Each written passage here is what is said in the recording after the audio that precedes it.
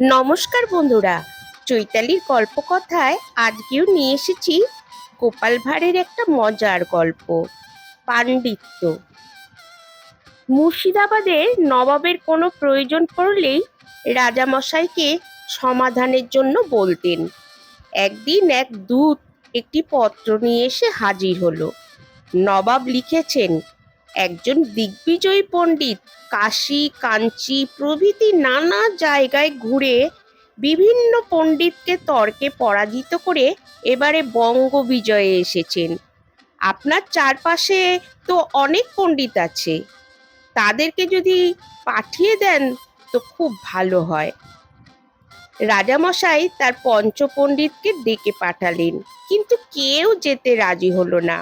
রাজি না হওয়ার অবশ্য একটা বড় কারণ আছে। কারণ হলো, ওই দিগ্বিজয়ী পণ্ডিতের শর্ত হচ্ছে যে যে হেরে যাবে তার কাছে তাকে তার অনুচর হয়ে থাকতে হবে।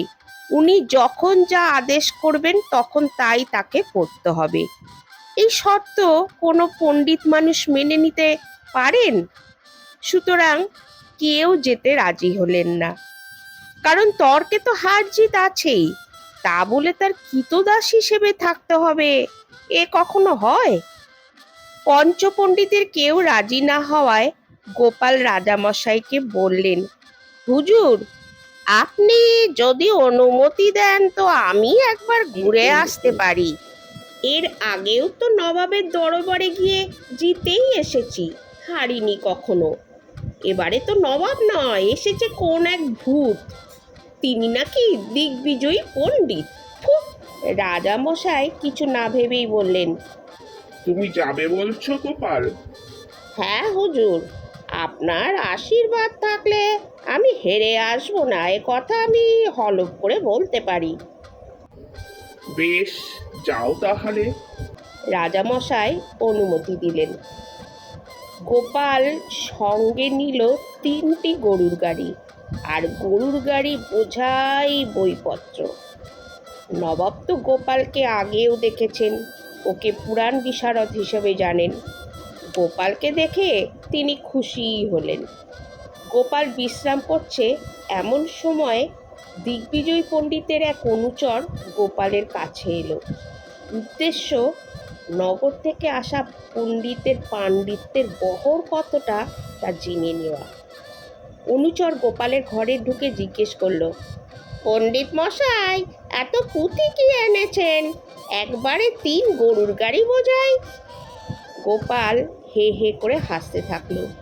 তারপর বলল, আমি যে এত পুঁথি এনেছি যেগুলোর নামই তোমার দিগ্বিজয়ী পণ্ডিত কখনো শোনেননি। যেমন? জানতে চাইল অনুচর। এই যেমন ধরো, ক্ষুদ্র পুরাণ, বৃহৎ পুরাণ, স্বর্গ পুরাণ, খট্টাঙ্গ পুরাণ, স্বর্গ চতুর্থ খণ্ড, কৈবল্য পুরাণ, চক্ষু পুরাণ, চাঞ্চল্য বিভব রসামিত, রত্ন সন্দর্ভ। গোপালের দেওয়া পুঁথির বিবরণ শেষ হয়নি, তার আগেই তাকিয়ে দেখে পণ্ডিতের অনুচর আর সেখানে নেই। পরদিন সকালে দেখা গেল সেই দিগ্বিজয়ী পণ্ডিত আর তার অনুচরেরা কেউই আর অতিথিশালাতে নেই। দিনের আলো ফুটে বের হওয়ার আগেই যে যার মতো পালিয়েছে।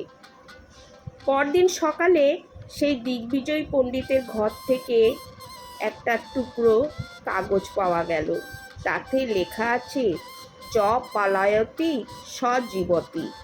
অর্থাৎ সেই দিগ্বিজয়ী পণ্ডিত তার এতকালের পণ্ডিতি জীবনে এত রকম পুঁথির নাম সত্যি শোনেননি, তাই তিনি পালিয়ে বেঁচেছেন।